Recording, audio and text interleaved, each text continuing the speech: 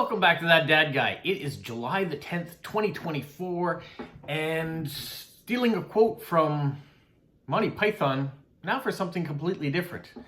We are doing a video series that I suggested about a month ago. I put it out into the universe, seeing if people wanted to participate, and a few of you have started to participate. So this is part one of Calling All Artists.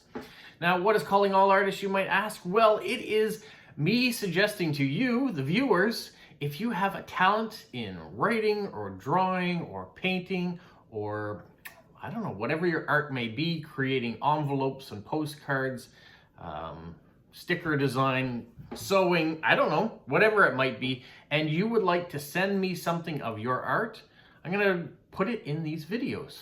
So today I've got 3 submissions I'm going to show you, and if they have a website or they have something they're trying to, promote their Instagram, their Facebook, whatever it may be, if they want it to be shared, then I'll go ahead and do that for them. It's just my way of promoting. And then the things you send in is not me trying to collect a bunch of stuff. I'm going to do a giveaway and send it back out into the universe so other people can enjoy it as well.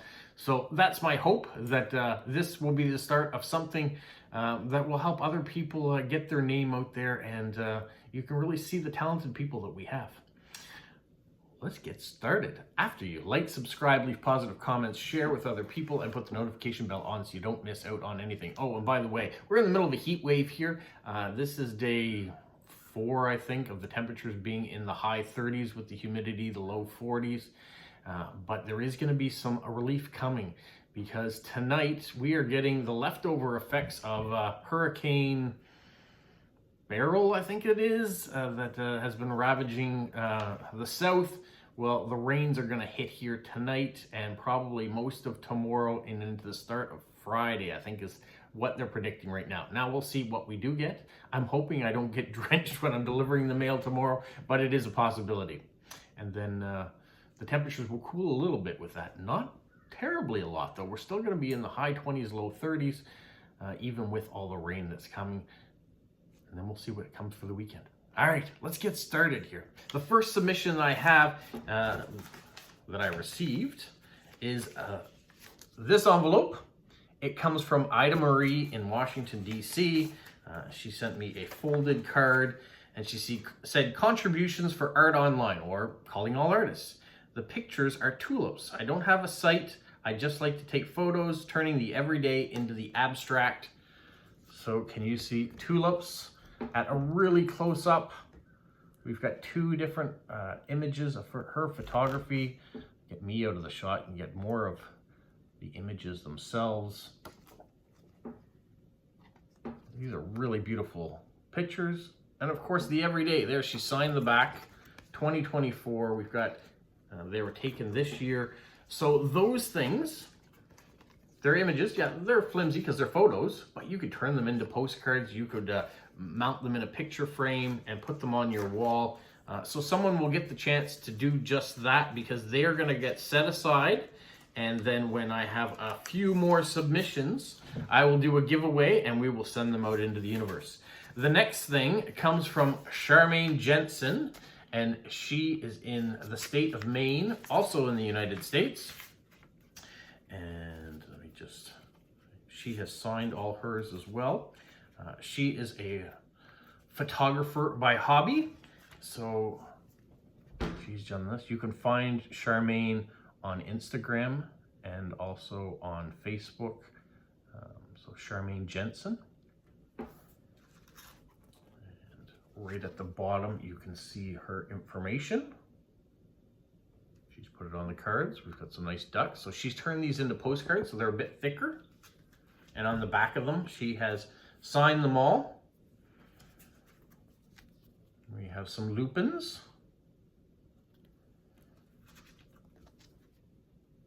Some more lupins. And a bird on a lupin. So beautiful captured photography. I've seen a lot of her work so far. She is really good at what she does. She's able to find bits of nature and architecture and put them all together, nice old vehicles. So thank you, Charmaine, for contributing to this first installment of what I hope to be many. The last one we're going to feature today comes all the way from Australia, and this comes from Stephen in Australia. And originally, he sent a note. He was thinking maybe this could be something that I could read once a month for the course of a year. He has submitted 12 pieces of poetry, but I'm going to read all 12 of them today, and they're going to go in the lot. So rather than breaking it up, I want him to be a part of this Calling All Artists because I think he deserves to do so. So let's get started with some of Stephen in Australia's art. He doesn't have a website or anything as well. He is here on Instagram, and he comments quite frequently on my videos, so you can also leave him comments on his comments if you want to write right back to him. Perhaps he'll even comment on this video. And same with all three of these people. If you see them comment, be sure to give them a little bit of praise. All right. Now, I haven't read all of these to begin with, so they may shock me as much as they shock you, and I will do my best at reading through. The first one is called The Blower Thing. The Blower Thing. There are lots of Let's start again. The Blower Thing. There are lots of daft inventions that people like to make, like things to blow the leaves around so you don't have to rake. But the leaves are only blown next door into your neighbor's yard, and then when you have gone inside, the wind starts blowing hard. And so the leaves return again and settle as before. And so you get your blower thing and blow the leaves once more. But soon enough, they're back again, and out once more you blow, but the leaves just like to come right back as if they didn't go. And this goes on for months and months till finally at last, winter comes with lots of snow and autumn's in the past. That's really good. I like it. And he's also put an image of a leaf there. So the next one is called Dance School by Stephen Ogier. The hippo went to the ballet school to see if she could dance, and up and down the boards she would so merrily prance. The problem were, if the other folk what danced around the stage got knocked from here to who knows where, which got him quite enraged. So one day the instructor chap, when he could not take no more, changed it to a breakdance floor, and they all rolled around the floor. There's your hippo doing ballet. So there's the first two poems. Oh, we might be getting a little edgier here, just by the title of this one. It's called The Foolish Vestal Virgin. The virgin trimmed her candle wick with agitated glee, for she'd just seen a Dionysus take a serendipitous pee. Oh, in the bushes in the corner near where she had chanced to be. She'd never seen a man before festooned in all his glory, though she'd often heard of other girls telling a raunchy story, though in the past she always thought it sounded rather gory. When Dionysus noticed her, he gave her a bleary wink and made a lewd suggestion that really made her think about erotic passions and coats that made of mink. They made a vague arrangement for a meeting after 3 when all the other virgins would have all gone in for tea, and she hoped that he'd remember, but she'd have to wait and see. But Dionysus weren't so forgetful when it came to virgin stuff, so very near the golf course she found him lurking in the rough. You see, he'd lost his golf ball, so he didn't have enough. But she were gravely disappointed when she began to see that the invitation to go bowling in the rough at 3:30 did not include activities that she had hoped there would be. There you go. So if you had your mind in the gutter, he did a quick turn on it. So there you go. Way to go, Stephen. All right, the next one is called The Town Vicar. A jaundiced little fellow was the vicar of the town. He scared the kids at Sunday school by glaring with a frown.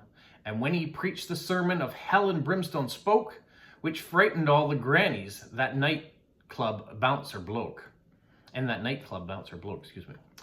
so it was with great relief the congregation sighed when he sailed off to Africa with missionary pride. And still in darkest Africa, the stories often told of the little man from far away who ranted fit to scold. They chucked him in the stew one day when they had had enough, but they couldn't eat the lot of him because he was so tough. Whew! And that's what you get for not reading the poetry ahead of time, you do have to put up with a few of my lapses along the way. All right. The next one is called Robert the Bruce by Stephen Ogier. Robert the Bruce were a Scottish king, what lived inside a cave with a big black airy spider. He must have been quite brave. Now, although he were a king and all, he had troubles with his neighbors, so he used to call them Sassenachs, and he granted them no favors. But this just got him angry, and nasty schemes they planned to rob our Bob of all he'd had his kingdom and his land. So Bob, he ought some battles. He didn't have much luck. The Sassenachs didn't fight fair, and he landed in the muck. And after each of his attempts, he went back to his cave, and he tried to think of ways of which his kingdom could be saved. But our Bob got quite discouraged because he thought he couldn't win, and he thought it might be better if he decided to give in. Then one day he watched his spider as it ragged its web it spun, and though it kept a falling off, it kept till it had won.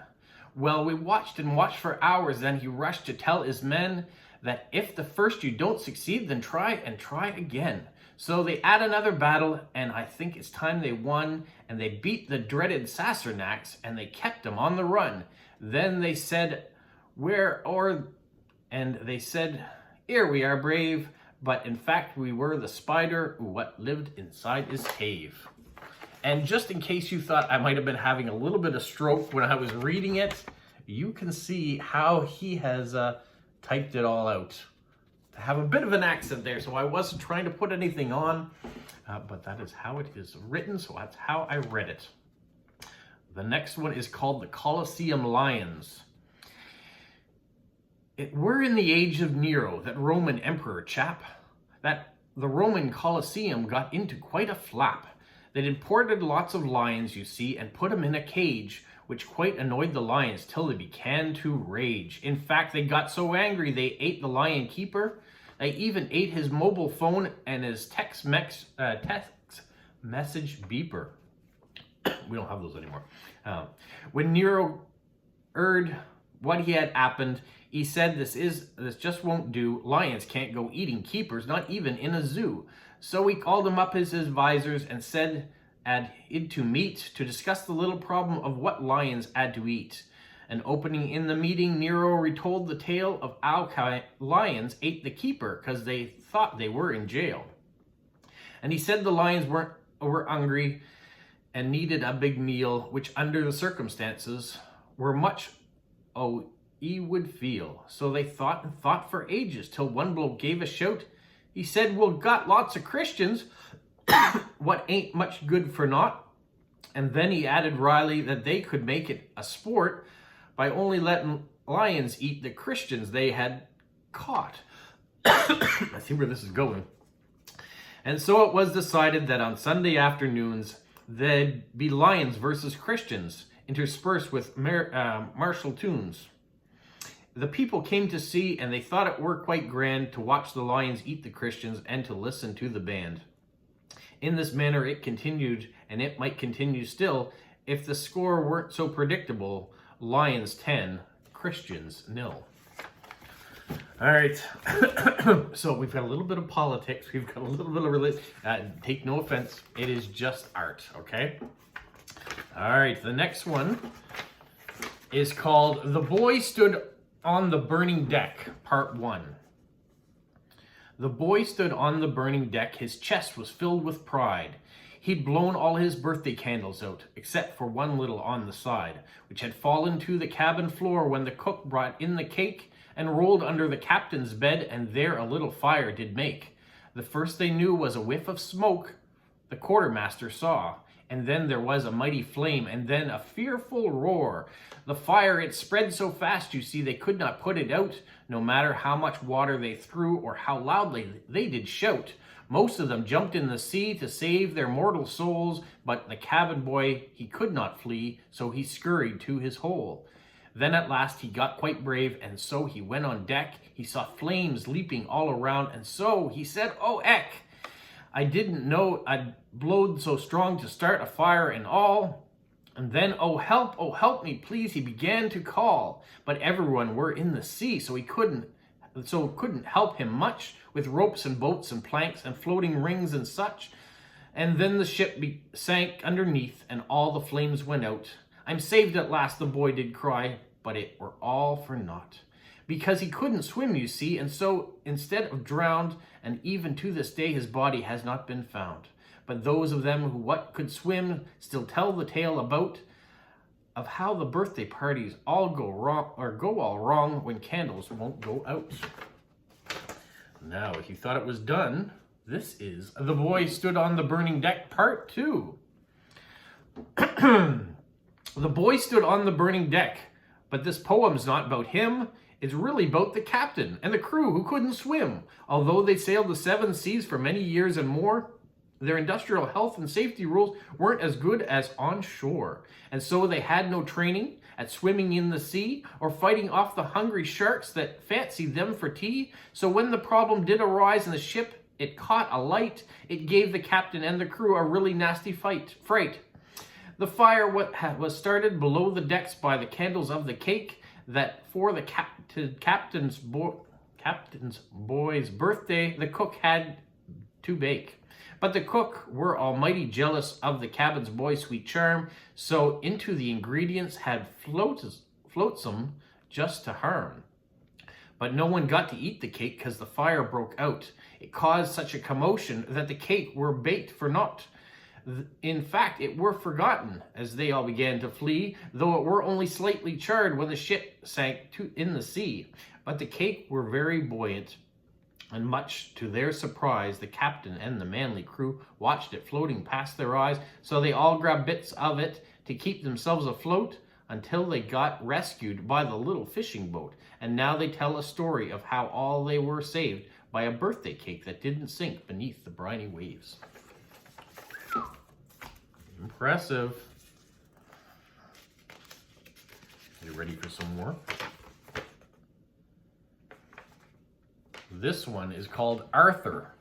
Now Arthur, he were mighty brave, as everybody knew.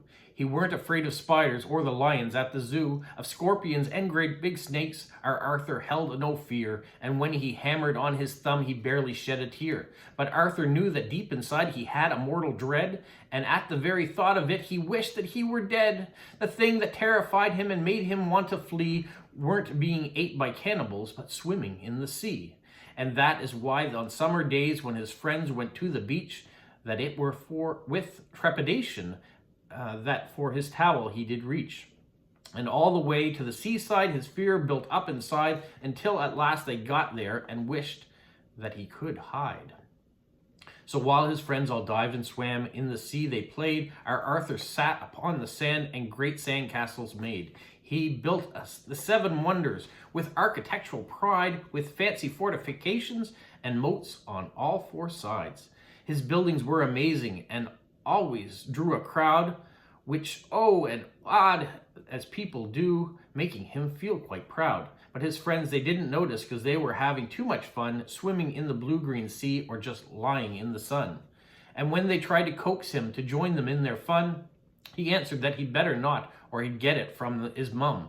You see, she'd had a dream one night that Arthur had got wet and turned into a goldfish. She took him to the vet. The vet proclaimed him healthy, the best goldfish he'd seen. But his mum were not too pleased at this, because she knew what he had been.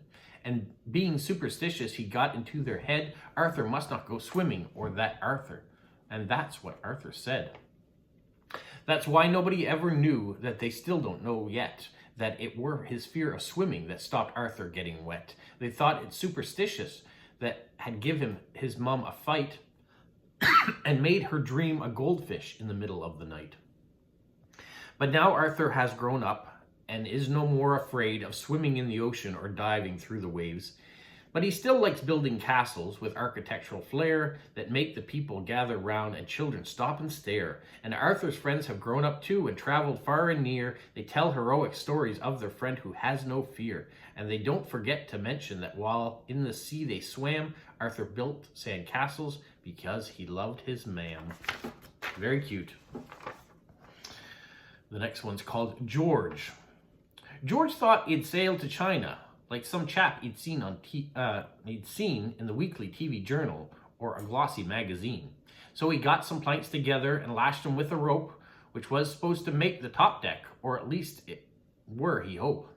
Then he thought he'd need a cabin, so his mum's best soup turnee, and when the top deck, when he sparkled bright and clean. He took the best turnee because he thought there'd be more room, so he'd have another rudder, so he took the broom. Then he thought he'd need provisions, because China weren't too close, so he took some bread and cheese, so he'd have some cheese on toast. The next fine day from Plymouth, our George, he did set sail, but he didn't have a motor, so he were slower than a snail. It were just 3 days later that his bread and cheese ran out, and so were quite delighted that land, oh, he now could shout. But the land, when he did reach it, weren't quite like he thought, and he didn't see the sign that read, Bienvenue, Calais Port. George were so elated. At last, he found the Ritz that he practiced the Chinese he'd learnt from a recorded by Berlitz. But they didn't understand him, so they thought it rather dim that he'd found a little cafe where he ordered some dim sim.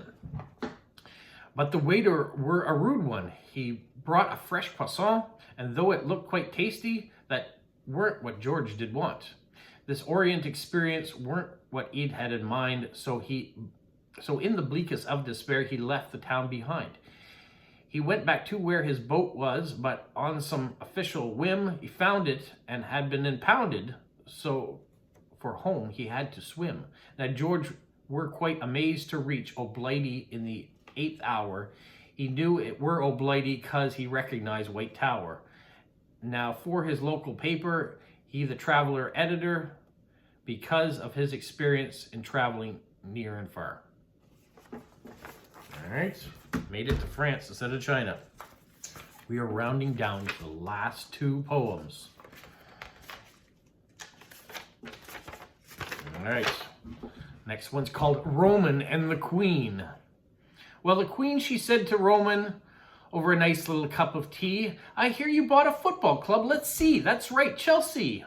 Now, Roman, he's a Russian chap, not Italian at all, and just smiled and looked dainty sip and said, I like football. A man should have a hobby. It ain't me out the house, so I don't get into trouble with me mistress or me the spouse. In fact, I'd recommend it for a person such as you, and I could show you all the ropes so you don't get in a stew. Well, Liz, she kind of chuckled as she conjured up the scene of her visits to the changing room to congratulate her team. And so she asked the Russian gent to keep an ear to the ground for any team as was going cheap that might like to be crowned. As luck would have it, Roman, I've just that morning heard that Arsenal was up for grabs, that he'd put in a word. Now Liz, she fairly spluttered and almost dropped her tea. Oh no, she said, it just won't do for someone such as me. Why can't I buy the Mayfair team or Knightsbridge or Whitehall? A queen just can't stay dignified when she's shouting arse and all. Very cheeky. All right, the last one's called Arnold. No, it's called Harold. My apologies. The last one's called Harold.